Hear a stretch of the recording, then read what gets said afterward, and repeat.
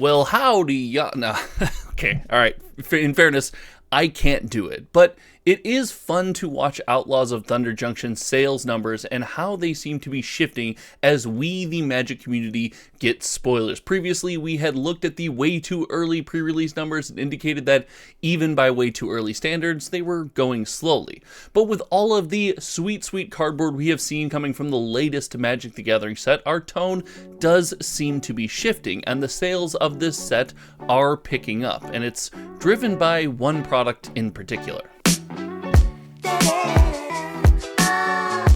Standard releases have essentially been Commander releases. I have said that on the channel for the better part of a year and a half now, and I still to this day truly believe that. That doesn't mean there won't be amazing cards to play in Standard, the most played paper format if you listen to Wizards of the Coast outside of Commander, of course, but I digress. The sales of these products are often driven by the cards that suit the largest community in Magic the Gathering, the Commander community. And Outlaws of Thunder Junction was off to a slow start, but with spoilers and a bunch of fun Commander stuff, it does seem like that the tables are turning at least a little bit. So today, I want to go over the sales numbers. I do want to talk about the incredible stability we're seeing with the sealed product with the release of this set right around the corner, and then I want to talk about sustainability. Can this maintain? Are we going to see the numbers continue to grow, or are we not even going to catch Karlov Manor numbers? We got all of that and more, but to begin at the beginning, let's look at the totals as we jump into the Thunder Junction sales number. So right here, we're at cardboardfinance.com. You too can visit cardboardfinance.com on your computer, and you can support cardboardfinance.com by joining the channel membership here. It helps pay for all of the server fees and all of the development as we have version 2 coming out. More spoilers for that on a live stream. Make sure you're subscribed. Now, this is interesting because not only do we see the numbers up pretty drastically in a short amount of time from where we were up to over 3,000 boxes sold, but we see the Commander deck set, the number 2 best-selling product. And mind you, with every Commander deck set sold, there are 4, count them, 4 Commander decks sold. So the Commander deck set, the set of 4 being in position number 2, is extremely interesting. It is shortly following the Play Booster box, which may or may not be hitting a turning point, but the Commander deck set is kind of the heart, soul, and lifeblood of this product, and it makes sense. When we look further down, we have the Play Booster and Collector Booster, obviously, but the Commander decks are selling in, I would call it, fine numbers. We're seeing a similar trend here, with one Commander deck selling in much larger numbers than the others, and other Commander decks just kind of, following suit, if you will. And the Commander deck set is an interesting product because when we break it down, you can get all of the Commander decks for an average price in the month of March, as of the recording of this video, for $132. That's the average price across the entire month. So right now, it may be higher and lower on TCG Player, but just kind of what consumers like you and I have paid for the product over this last, 30 days at this time. And I like this product. I love Magic the Gathering sets off the shelf that you can just open up and play, and that is why I still enjoy the Play Booster box. Now, the Play Booster box with an average price of $133, actually currently on TCG Player, which we're going to look at in just a second, down to, I think, in the 120s.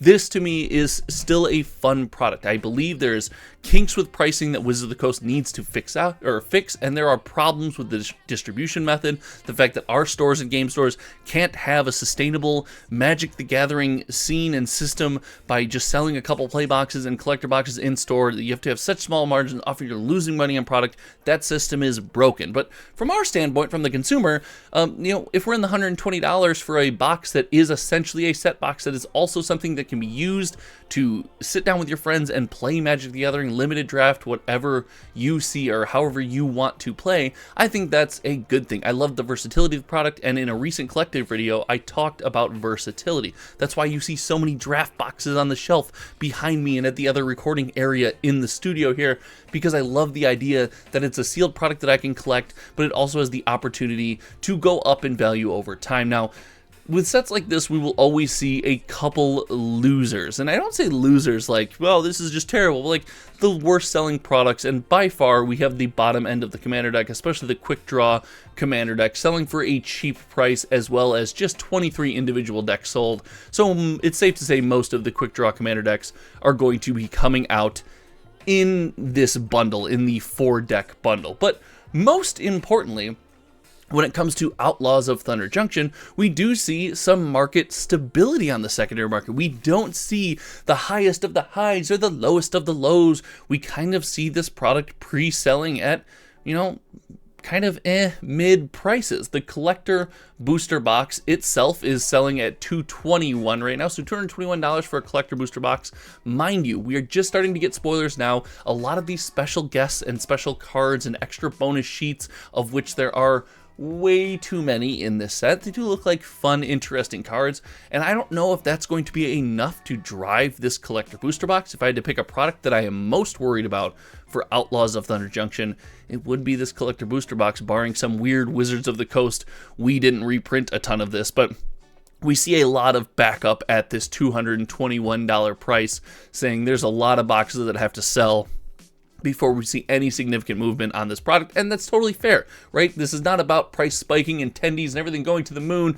This is a standard Magic the Gathering release that's coming to us, the fans. You know, it's one of the normal releases of the year. It should cost a fair amount of money, whatever Wizards deems that to be these days, and so the fact that this thing isn't spiking in price is totally fine for me. And furthermore, I am very confused on the stability of the play booster box. Now, Karlov Manor was not that long ago. I believe it's safe to say we all remember Karlov Manor, and we remember when we were in a position where the play booster box at $129.99 via MVP Sports and the special TCG player deal was just an absolute hit, as we saw the number of boxes sold mostly in the month of January because of that deal.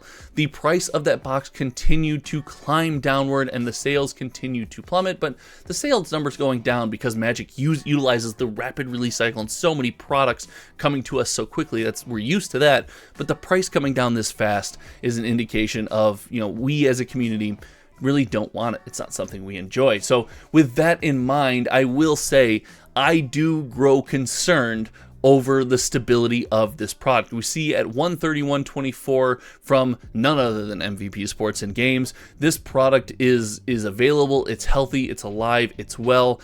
I am just skeptical on the ability for all 23 listings on this platform, as far as way too early pre-release goes, all 23 listings to remain at that price.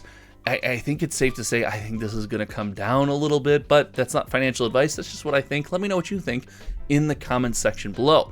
All in all, though, at a snapshot of this moment, we are looking at a stable ecosystem with Outlaws of Thunder Junction. I will admit, not something I expected to see, but it is what we are looking at right now. And just follow this journey with me. If standard Magic the Gathering releases begin to drop with regular consistency, we have the same SKUs over and over again, and they maintain a value on the secondary market where stores can make a couple bucks here and there, maybe not on TCG Player because of the insane fees, but in their doors, into their community, they can give us a great product that we are willing to pay for, as well as make a couple dollars here and there and keep their lights on, staff employed, and doors open. Well, that's just a win. But we haven't seen much stability from Magic in recent history. Often we're seeing Magic fluctuate up, down, all around, and yes, mostly down, and mostly because of the downward pressure from crazy sales, Amazon, TCG Player specials, whatever have you. All in all, I like the stability here. I'm skeptical that it remains, but imagine it does. Man, that would just be a beautiful, beautiful thing. Now, on this channel, we've talked a lot recently kind of about stability, other card games. We've been opening a lot of boxes for TCGs. If you would like an Outlaws of Thunder Junction box opening, if that's something you would be interested in, email me at hometowntcg@gmail.com. We will figure out shipping and pricing, and I'm always down to open some Magic the Gathering. We got Star Wars openings coming to you fast and furious for channel members. Again, thank you to anyone who decided to join the channel membership and help support this project. We got version 2 coming soon, and frankly, this has been so valuable and so much fun. I really appreciate it, and I'm having a blast doing it, and I hope you're getting a little bit of information and entertainment out of these videos as well. All right, I think that's it for me today. Oh, share the video. Share this Hometown TCG video on some social media platform because, well, it helps grow the community and it makes me a little bit happy. So click that share button just for me. Thank you so much for hanging out. Until next time, you guys know me. My name is Josh, and we will see you around. All right, goodbye.